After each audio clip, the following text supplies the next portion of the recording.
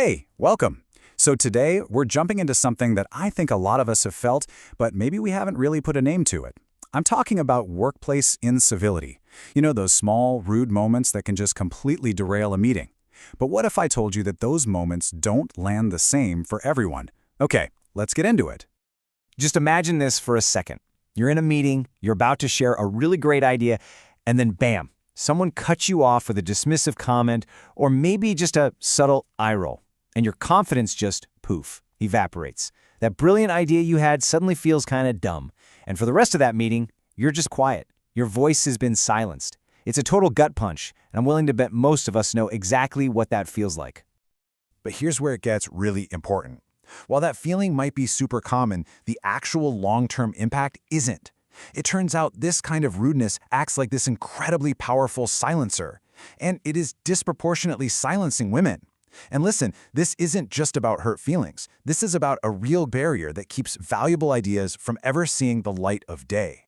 So you might be thinking, how do we know this isn't just a hunch, right? Well, it's actually backed by some fascinating and, I gotta say, pretty revealing research. It all comes down to a groundbreaking study from 2022 by a researcher named Kristi Bian, which was published in the Journal of Business Ethics. And she designed this really clever experiment to put this whole phenomenon right under the microscope, to measure the very real impact of rudeness. So here's the setup. They had groups of people brainstorming product names. Pretty standard stuff. Then the researchers split them. One half got some pretty neutral professional feedback, but the other half, they got hit with deliberately uncivil comments. Stuff like, that's a boring idea. Let's use a smart name instead. The whole point was to see what that rudeness, and only that rudeness, actually did. And the results? They were absolutely stark. Women who got that rude feedback became significantly less likely to offer any more suggestions. They just clammed up. But the men in the exact same boat, they tended to just shake it off and keep contributing at about the same rate. So the conclusion is pretty hard to ignore. Incivility just doesn't hit everyone the same way. Which, of course, leads us to the million-dollar question. Why? Why on earth does a rude comment have such a wildly different effect depending on your gender?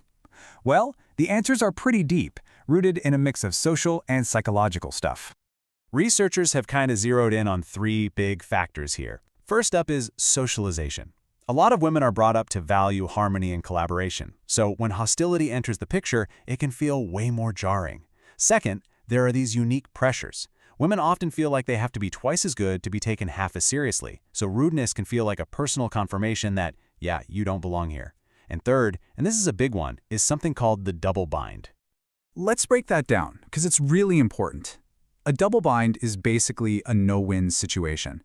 Think about it. If a man pushes back against a rude comment, he's seen as assertive, a leader. But if a woman does the exact same thing, she often gets labeled as aggressive or difficult.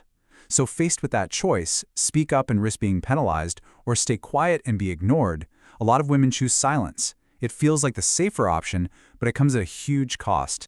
And believe me, that cost is high. It's not just a personal cost for the women involved, it's a massive cost for the entire organization. This creates this domino effect that just completely undermines creativity and performance. Right, because what happens in one meeting never actually stays in that meeting. These little acts of incivility, they create these huge ripple effects. A woman who gets shot down over and over might just start to self-censor, right? She'll anticipate that negative reaction before she even opens her mouth. The key takeaway here is that literally everyone loses. The company loses out on brilliant, innovative ideas that just never get shared. Over time, women might start to pull back from big projects or even avoid leadership roles altogether. Team morale takes a nosedive. And on a really human level, the sheer mental energy it takes to constantly navigate that kind of hostility is exhausting.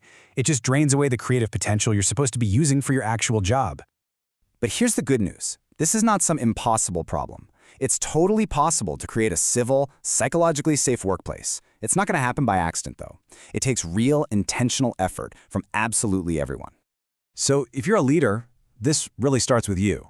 You have to model the behavior you want to see, and you have to shut down rudeness the second it happens.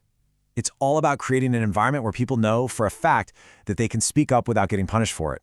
And it's also so important to proactively amplify diverse voices and give credit publicly. That's how you build confidence across the whole team. And for teams, you've got to set some ground rules. Agree on simple standards like, hey, we criticize ideas here, not people. Practice active allyship. If you see someone getting cut off, a simple, hang on, let's hear Sarah finish her thought can make all the difference in the world. Even simple structural changes, like making sure everyone gets a turn to speak in meetings, can stop the loudest voices from drowning everyone else out. And you know what? At the end of the day, it comes down to every single one of us. It's about self-awareness. That dismissive sigh, that impatient tap of the pen, it has a real impact, even if we don't mean for it to. So we've all got to be mindful of our own actions. And if you see a colleague's idea get brushed aside, be the person who says, hold on, that was an interesting point. Let's go back to that. So, it all comes back to this one simple truth. These small, seemingly insignificant acts of rudeness, they have massive, cumulative consequences. They silence voices, they kill innovation, and they stop entire groups of people from bringing their best selves to work.